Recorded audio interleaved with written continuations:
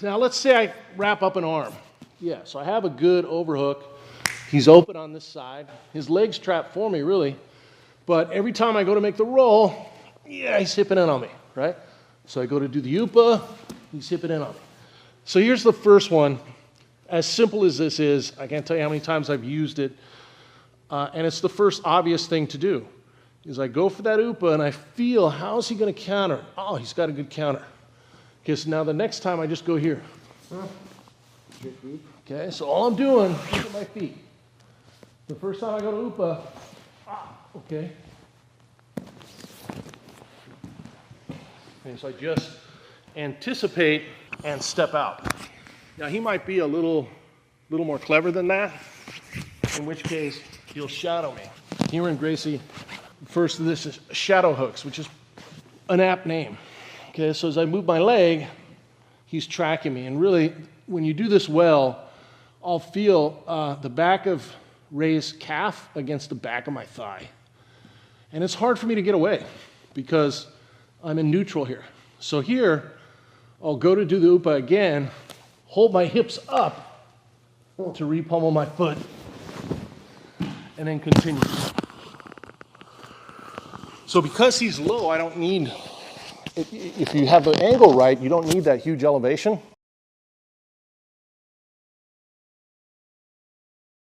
We'll talk about mount. Mount's kind of a defining position of Jiu-jitsu, Brazilian Jiu-jitsu, and if you look at all the different grappling arts, every warrior culture in the world has grappling arts.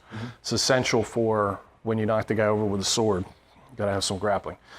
And most have cross-side stop, headlocks, things like that. Mount is very specific to Brazilian Jiu-jitsu. Along with the guard, which is an upside-down mount, it's kind of a defining position.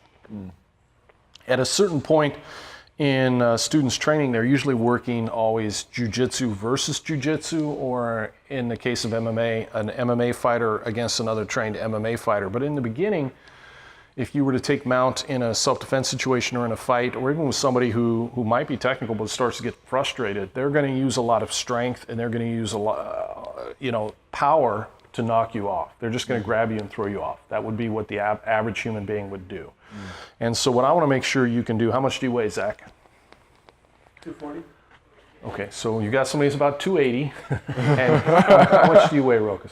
I think it's 180 based on 180, okay. So let's just say he has almost 100 pounds on you for sure. And I'm going to ask Zach to respond in the beginning, not with technical jiu-jitsu, but more just like what a big guy would do if you're sitting on him and it's a fight. And we'll see how you do. Right. Okay, so go ahead and lay down, Zach.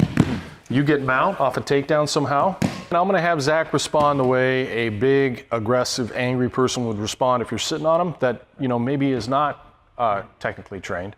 And I just want you to try and stay on top, okay? Go ahead. And for here, Zach, I want you to focus on pushing on his body and rib cage and trying to knock him off you. Ready? Go. Okay, try again. Give you a couple shots at it. You ready? Yep. Good, and one more time. Try and stay on top, Rokas. Good, okay, so let's fix that, okay? So first thing I like to talk about whenever I'm teaching is base and posture, okay?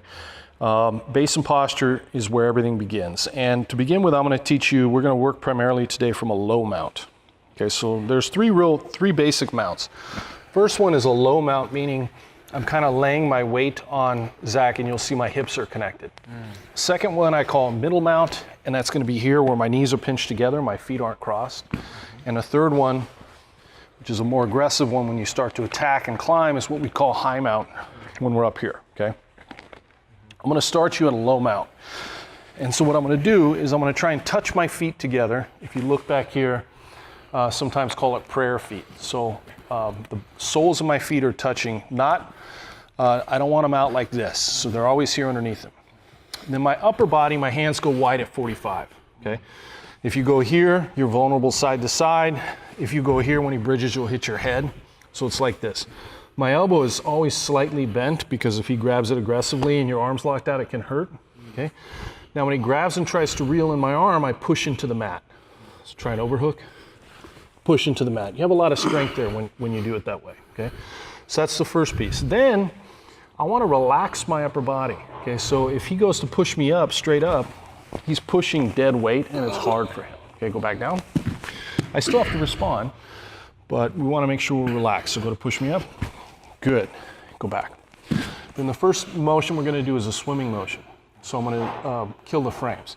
So as he pushes me up, I'm going to move one hand at a time and swim back to the mat. Pushes me up. Don't do this because sometimes your hands can get trapped. Yep. And then you don't have a hand to post.